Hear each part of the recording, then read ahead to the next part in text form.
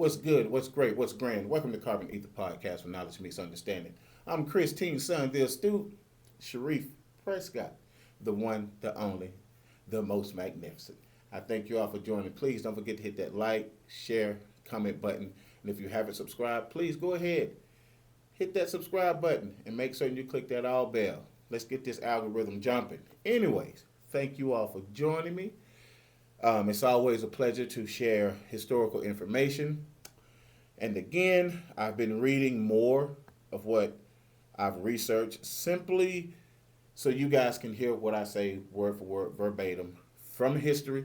Not for me. I'm not adding to nor taking away. The most I may do is say melanated rather than black. You know, the crayon thing. I've done a show on how we became crayons. Please, if you haven't, go check that show out. It's pretty funny, but it's real history. Um, I've done a show. Recently I've done a show on the IQ test and how that and eugenics help shape and mold the propaganda behind our intellectual property. Because when you look at history, you'll find out how brilliant we are, even while under servitude. And I think that's one of the most beautiful things about my people. That's one of the most encouraging and most empowering things one could learn. Because I know for myself, when I was in the streets and just doing dumb stuff, I felt like our people hadn't done anything because I was basing my knowledge on what I learned through compulsory education. That's K through 12, if you don't know what that means. But reading on my own, starting to do some digging on my own, is what got me to where I am today, and so to speak, amongst other things too. But it's just wanting to know for myself and not depending on other people to give me the truth about my history. It's a beautiful thing. I've recently done a show called Explaining Nadir and what that means. And again, nadir um, is defined as the lowest point, the lowest fortune point of a person or people or organization, financially, socially, um, educationally, and what have you. And my people have faced that so many times. It's utterly ridiculous. And the rhetoric behind us, my people, um, so-called always being behind, is by design, systems of oppression. I know a lot of us like to say, well, you got to pull yourself up by your bootstrap, bend over, grab your bootstrap, and pull yourself up. I've said this before. That's a metaphor. While you're trying to pull yourself up by your bootstrap, which is utterly impossible, the ones who told you to bend over and pull yourself up by your bootstraps are out there doing their thing, taking everything before you ever have a chance to ever gain anything. So, with the show I'm doing today, I want to explain Jim Crow to those of us who may not know what Jim Crow is. And before I do that, if you ever hear someone talking about strange fruit and you don't know what strange fruit is, strange fruit means that a melanated person has been hung from a tree, bridge, or what have you.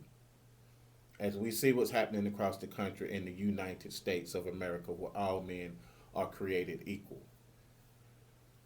That's a misnomer, and it has been for centuries. And for those of you who want to contest that, who cares about you and your emotions, because that's what you're going to base it on, not historical facts. I'm Christine's son, the astute Sharif Prescott. I'm known for many, many, many things. But now you're just going to know me as the guy who loves history, the guy who likes to share history, and the guy who would debate damn near anybody about history. Because a lot of times, the history that we get is distorted. It's not to say that some history that I share may not be, has never been distorted. I don't know it to have been, but if you follow me on this platform, you'll have a chance to call me out if I am wrong. But so, in order to understand Jim Crow, you have to understand how it came to be, because these are like eras, cycles, time periods throughout history where systems of oppression has been created to keep people that look like me down, melanated people. So what I would like to do is, before antebellum, that was servitude. The people that was here in America, they call it Indians. We have to understand how that term came to be. That term came to be because Christopher Columbus went back and told Queen Isabella and King Ferdinand that he had landed in the New World when actually he was in India or wherever, somewhere over in Asia. Um, and he found some Indians and he told them this is what he found in the New World, and it wasn't. If we go back to Nicole Hannah Jones' book, the 1619 Project, I have family members that just think that book is absolutely abhorrent and have never read it. Buffoons is what I call them. Anyways, as I keep it moving, so if we go back when Virginia to the colony of Virginia, right? You have white, which is primarily Irish. You have the so-called Indians, which is basically melanated people. You know, you'll find that out later on as I continue sharing history with you guys. And then you have the Asian man, the Chinese or what have you. And then you have your elite white men. Now you have to understand the people that came from Europe wasn't the best of the Europeans that came over here. There was poor, there was criminal, and there was religious fanatics, Protestants. If you don't know what a Protestant is, that's okay. I'm going to be doing some religious videos coming up here soon, and I will give you the rundown on that. And I'm supposed to have a little powwow with a guy that I got Fam turned me on to.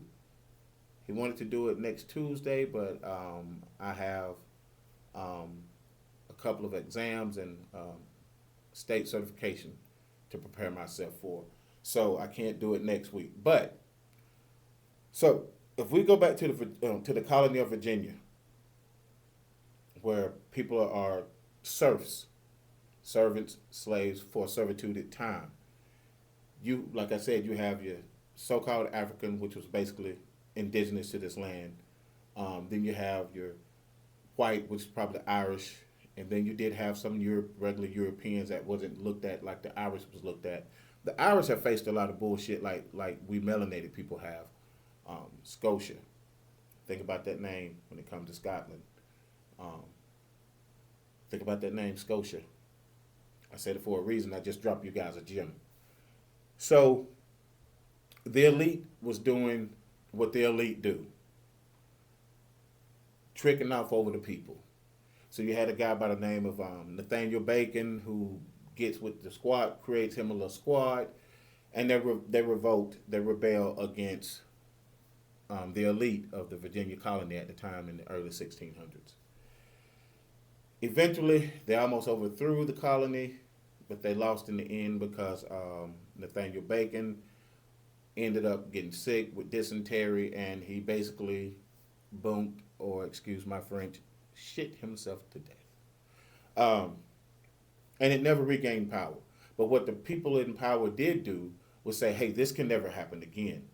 So we've got to do something to divide the people. And I've done a show on this already called the Naturalization Act. Y'all go back and look. But I'm going back in history to work my way forward to the Jim Crow. So they said we got to do something. We got to divide these people. They've banded together. We don't need this to happen again. So what did they do? They started taking everybody who had recessive gene, which means white, and said, "Hey, we'll let you guys. We'll free you guys. We'll give you some rights. You have a right to vote. You have a right to carry arms, to bear arms. You have a right to land. As long as y'all don't side with them again, y'all are better than them. Y'all have an opportunity to be like us. Remember, we look alike. Look at our skin. Look at our hair. But mentally, that was not the plan. The plan was to lure these people to side with them to protect them and their wealth. It was never about giving them the fair opportunity, the equal opportunity to be like them. Somewhat like that's what we're facing today when we look at the elite, the oligarchs that's holding the seat up under the pedo in chief at this particular time. I like the way I said that particular time. That's kind of suave. So, and I say that to say, so now you started dividing the people. So this is 1600s. We're going into the 1700s. So now the Naturalization Act is coming about, and they want to go further with it and start really separating the people.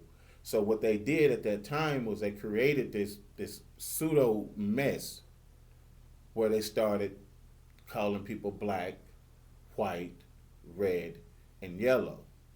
Go back to the show that I've done. It's right here on the platform called the Naturalization Act, and you'll see exactly what I'm saying.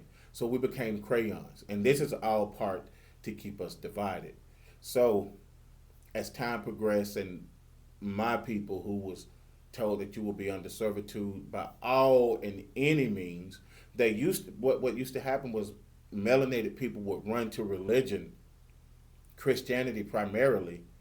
At this time, it's a melting pot of Christianity, different factions of Christianity.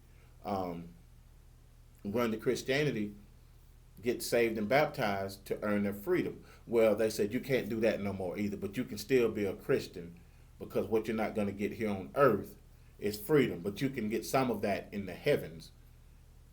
You still wouldn't be totally free in the heavens if you go back into history and you start looking at Christianity. You guys really need to do your due diligence when it comes to religion. Do some digging. I don't care who you are, what you have to say about it. I ain't trying to be ugly, and if I am, who cares? But I'm not trying to be.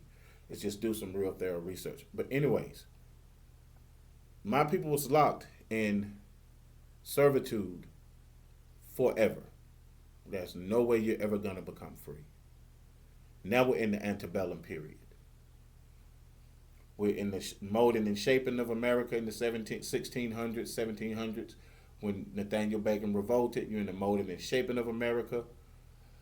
Then you move on over into the 1700s, where my people are told that you will forever be servants, serfs, slaves, what have you, with no chance of ever being free because, what do they call it? This is, shit, I can't even think of the term, where, I'll come back to it. If it hit me, I'll bring it back up. Where it's almost like a process of elimination. Like we just don't have the intellectual capacity. We're fickle and governed by caprice, and we're just dumb, and we know that's not true. So again, the 1700s. Now we're in the 1700s, creating this whole concept of black, red, white, and yellow. We became crayons through the Americanization, through the Nationalization Act. Then we move on over into full-fledged, full-throttle antebellum, which is the period of slavery. We know what happened during slavery. Slavery was terrible. They did terrible things to us. I'll cover antebellum on a later date, but most of us should already know American slavery. But if we don't, I'm going to cover it. And if you don't know it, I'm going to give it to you. So once we make it through slavery, make it out of slavery by way of the Emancipation Proclamation, which if you understand the term emancipated, then a 15-year-old child can emancipate his or herself away from the parents and yada yada yada. If you don't know about it, then you should research it. So we're emancipated. We're not liberated. We're emancipated. So then we move over into what's called Reconstruction. And for 20 years, the so-called the freed black men, women, and children on the same playing field with white people. I've covered these things before, but sometimes you have to keep reiterating so people can get it. So they're on the same playing field under Reconstruction as white people. But because the South, what was the purpose of Reconstruction? The South had succeeded from the Union. They wanted to be their own thing because they wanted to hold that grip, that iron grip. They wanted to hold on to slavery because that's free money for them. We see the prison system doing it today. The prison system is privatized. People are out there working sun up, sundown for free, not getting anything from it. This is the sick psyche of how some systems in this country work. So when we look at coming out of slavery, going into Reconstruction, for 20 years, shit was going good. White men could not stand the fact that black men was gaining wealth and power.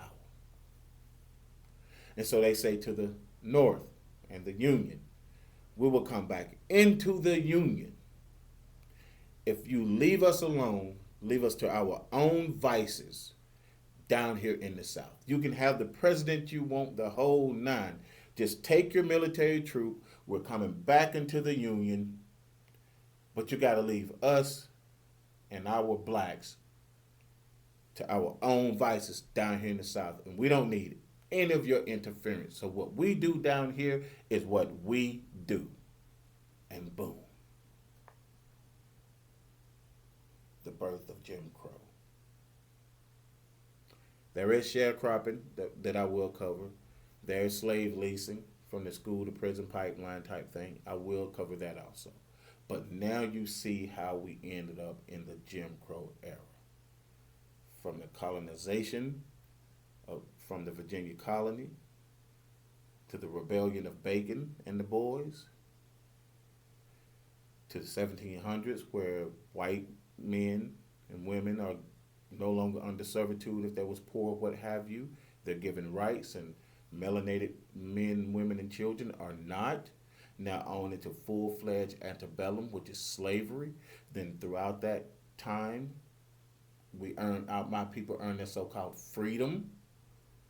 On into Reconstruction. Reconstruction for 20 years, we're all in the same playing field. My people are excelling. My people are doing great things. People are excelling, but you just had that staunch bigotry, that staunch racism that just said, no, I cannot see a black man in that position telling a white man what to do, governing a white man when they are beneath us, which is a flipping lie. I wanted to say something else, but I try not to do that a whole lot on this platform, which is a lie. So then we got Jim Crow. So what is Jim Crow? It's a time in American history where they said my people was in a time where a nadir was on the backs of my people. I explained what that was. Nadir is defined as a point, moment in time where, or history, where fortune was not in the hands of the grasp or grips of a person, persons, or organization. So basically, you ain't gonna have shit because systems are designed to keep this shit from you if you're black. Do your research on the word nadir, Nadir, and you'll see. So what was Jim Crow? Jim Crow was not a single man, but rather an ideological legal system of racial control born of the ashes of Reconstruction. The name comes from a racist minstrel character created in the 1830s by a white performer named Thomas Daddy Rice, who would blacken his face with burnt cork and perform exaggerated mocking dances and songs that caricaturized enslaved Africans. Now remember, some of these things about the transatlantic slave trade aren't true, but that's another subject I'll cover.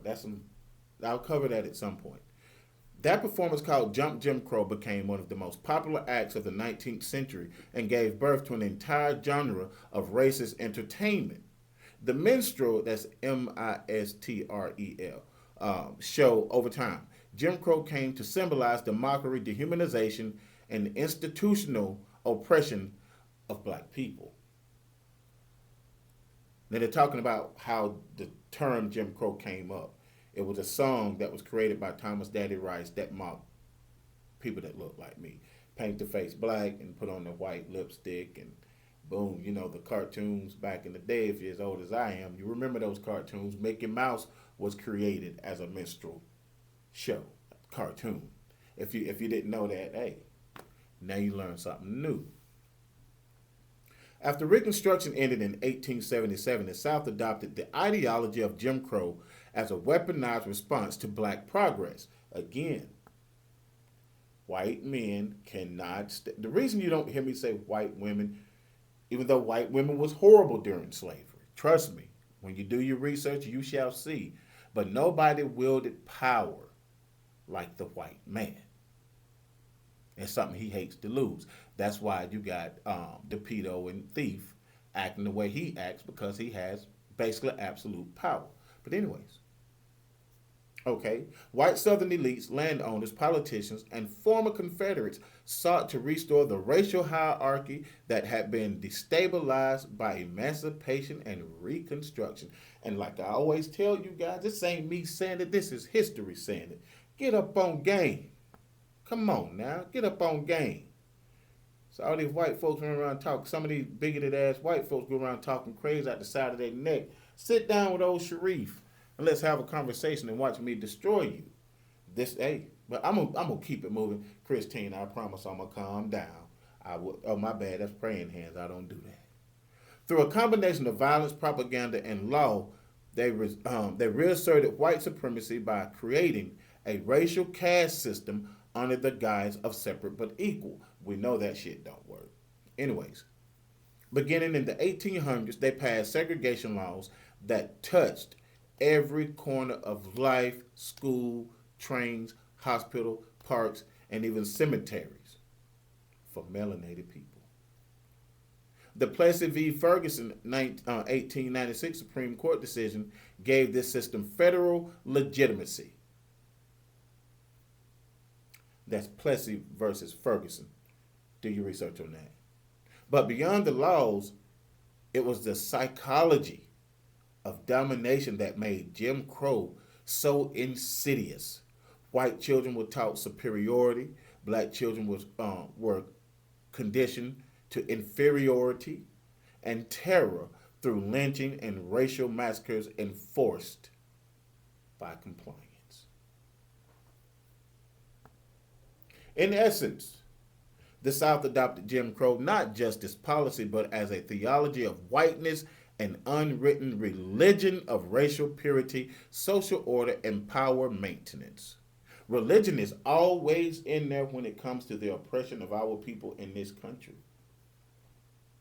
We have to understand that. Our people was forced or was scared into adopting their religious beliefs. Christian white nationalists tell us every single day in this country how that religion ain't for us. I don't care if you just say, I'm just a regular Christian. I'm just a regular Southern Baptist. I'm just a regular Baptist, Methodist, Presbyterian, whatever. If you ain't white, that ain't your religion. I don't care what you say, and I'm not trying to be an ass about this. I'm being truthful. If you've done some real research, you'll see. And if you think what I'm saying is wrong from a religious perspective, by all means, come get some. Anyways, I'll keep it moving. Okay, so when we think about how did we know Jim Crow is here, but who created it? As far as Jim Crow being created, again, the song came from a white guy, Thomas Daddy Rice, who created the song, and it was to mock black people. But how did it come to be? I don't know. Let's see. I've done a little bit of digging.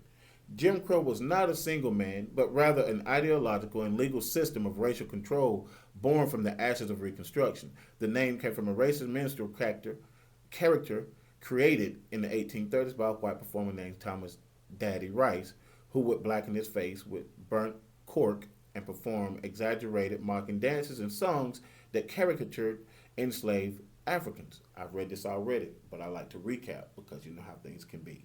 The performance called Jim Crow became one of the most popular acts of the 19th century and gave birth to an entire genre of racist entertainment,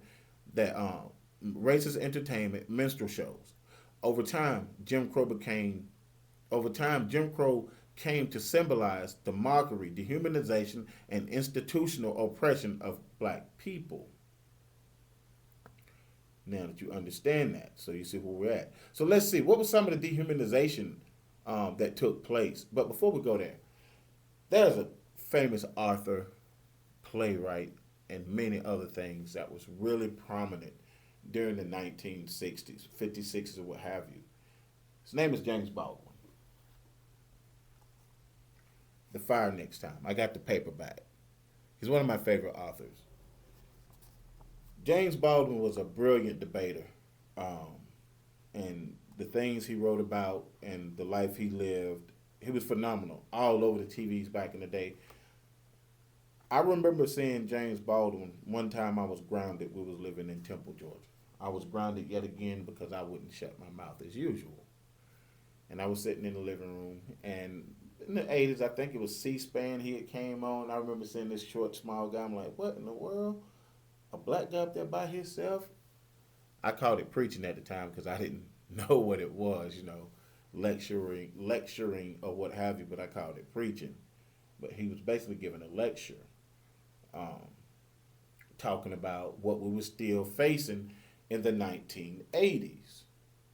Ronald Reagan ain't no better. Believe it or not, Reaganomics was terrible for us. But I just said that to say, I brought that up to say that James Baldwin, if you follow him, he would have been a major head in the LGBTQ community had if he was still with us today, because he was a gay man. But it doesn't take the fact or alleviate the fact that he was brilliant and powerful for our people during the time of Malcolm, Martin, Medgar Evers, and during that time in our history. But after Reconstruction's fall, the South sank into a racial dictatorship that lasted nearly 90 years. Now, we weren't in chains, but terror and fear was at our doorstep at any given moment. The slightest mistake, somebody go tell the slightest lie, and we're going to be hung. Entire communities could be lost. Children, don't matter. White rage is astronomical. It's one of the most hideous form of terror on the planet. Because if you do your research, you'll see there has been nowhere on earth a white man hasn't set his foot and damn near destroyed everything on that land. Anywhere in the world, you name me one place a white man has been on this earth where he has not almost decimated the entire population by way of genocide and or just destroyed their land where nothing will grow. Radiation is just crazy. You name a place where they ain't felt like they had rule. We can give all thanks to Pope Nicholas V. I'm going to be doing a show on him. We can give all thanks to that. He and his papal bulls and so forth. I'm telling you guys this, and I ain't saying that. Like I said, I wasn't saying that crap no more. Anyways, let me start over again. After Reconstruction's fall, the South sank into a racial dictatorship that lasted nearly 90 years. Every system, political, social, educational, economics, was designed to maintain white supremacy. Daily black life was legislated inferiority. Again, daily black life was legislated inferiority. We are inferior to the white man at all costs, no matter what we do.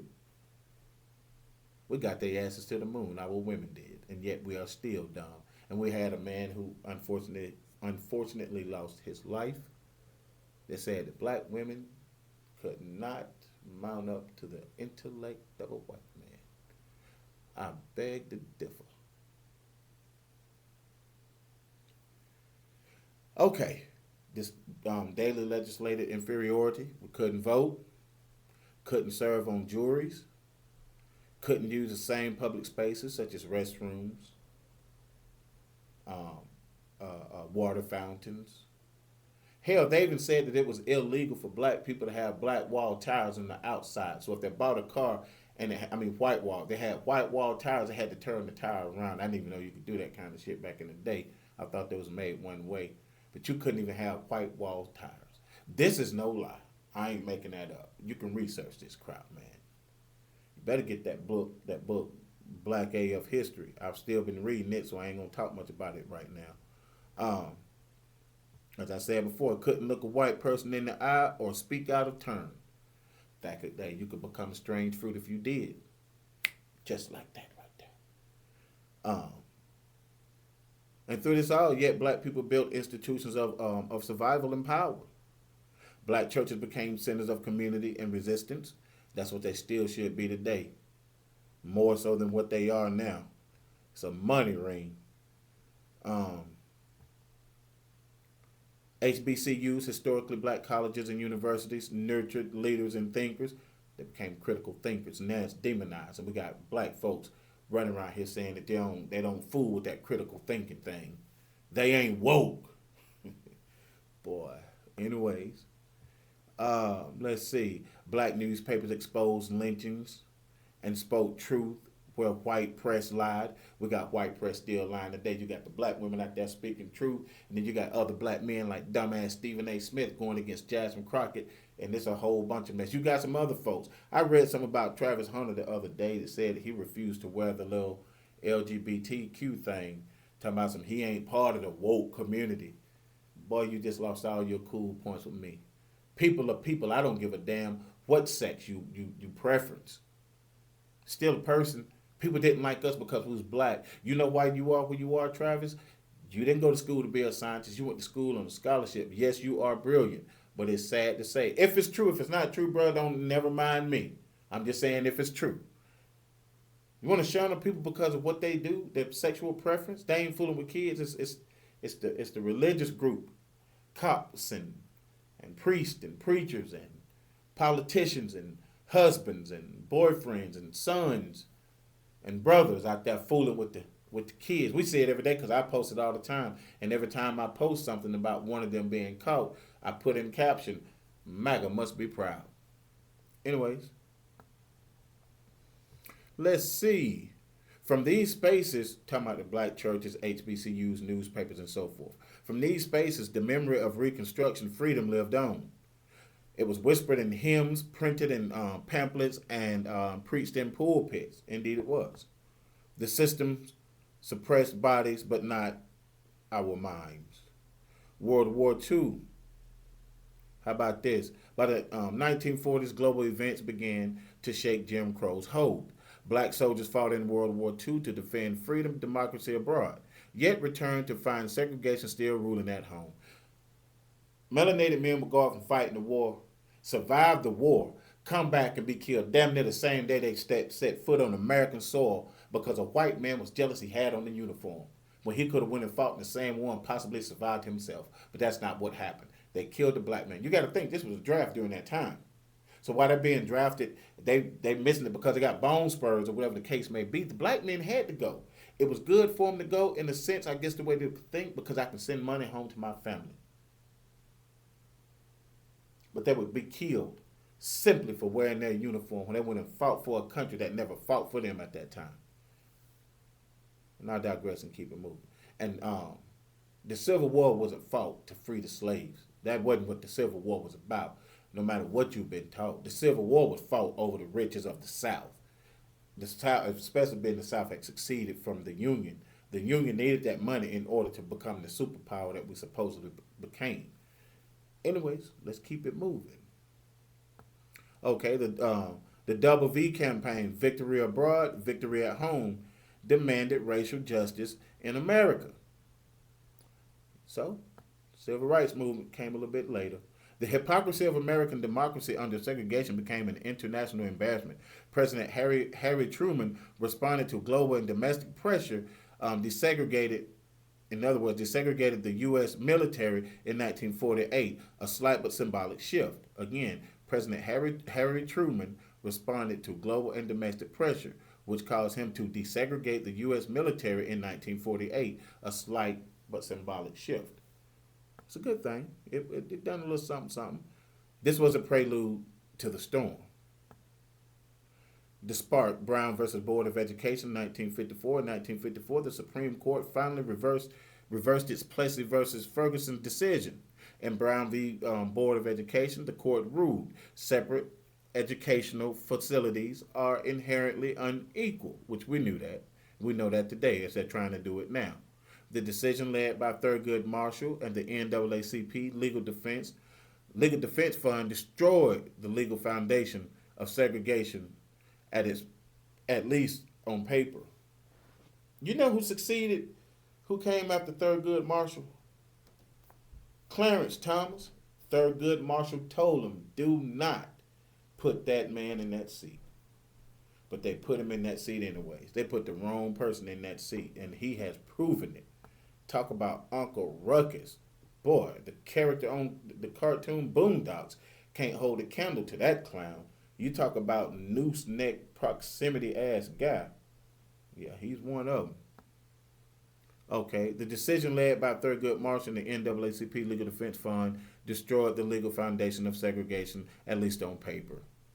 But the southern states resisted violently. We know that. Governors defied the ruling, schools closed rather than integrate, and mobs attacked black children simply walking to class. This was Reconstruction's nightmare replayed. Federal laws versus white rage. So that's it. Kind of ends abruptly. That's the way I wanted it. Because you need to think. That's what Jim Crow was. And it was even worse when you do your own research. But I wanted to give you a well enough outline so you can see the spark of what Jim Crow was. It was a song that a bigot made up. And then it turned into laws, codes, and statutes. It gets way worse than what I just read, you guys. Do your research. If you're white, I hope you enjoyed this. If you're black, I hope you enjoyed this. Information is out here. We have smart devices in our hand, and yet some of us are still dumb as hell. So we need to do better. But that's basically, this is what the nadir I spoke of the other day was. So coming up next, what I'm going to do, another show I'm going to do about Ronald Reagan and Reaganomics in the 1980s. And how bad that was for us. And then after him comes, other things. So, anyways, thank you for your frequency, your vibration, and your time. And I'm out.